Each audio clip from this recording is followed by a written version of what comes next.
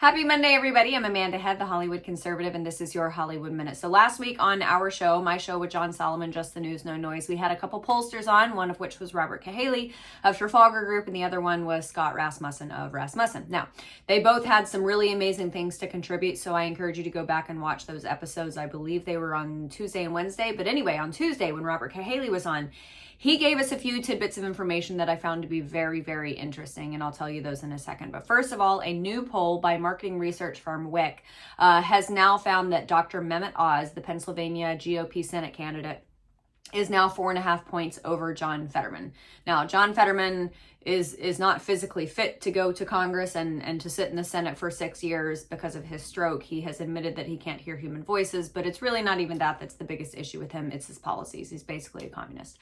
So let's focus on the politics of it all. But Dr. Mehmet Oz is now 4.5 points ahead of him, according to this poll that was conducted the 9th through the 13th of October, which is basically a month before the election, which leads to what I was going to say about Robert Cahaly and what he said. It's kind of a dirty secret in the political industry that polling throughout an election cycle up until about a month before is meant to influence voters. It is meant to sway people in a certain direction.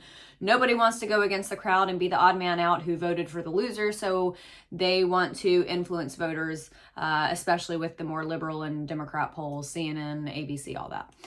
That doesn't include people like Scott Rasmussen and Robert Cahaly of Trafalgar. So then about a month before the election, because pollsters don't want to look like idiots and have their butts in their hands when the candidate that they projected to win loses. So then about a month before the election, that's when they start polling more accurately and they actually start reflecting the sentiment of the voter rather than trying to influence the voter. So this actually lines up pretty much perfectly, October 9th through 13th, about a month before November 8th election. So also one of the things that Robert Cahaly told us, very, very interesting, he said in every single swing state that he polled, more than 50% of voters would rather vote for someone who they did not like personally, but who opposed Joe Biden's policies rather than the inverse. So I think that says a lot, and it's why you are seeing nationwide the Republicans start to break free from the Democrat. In a lot of these polls, they've either been neck and neck or the Republican was behind. Same with Adam Laxalt in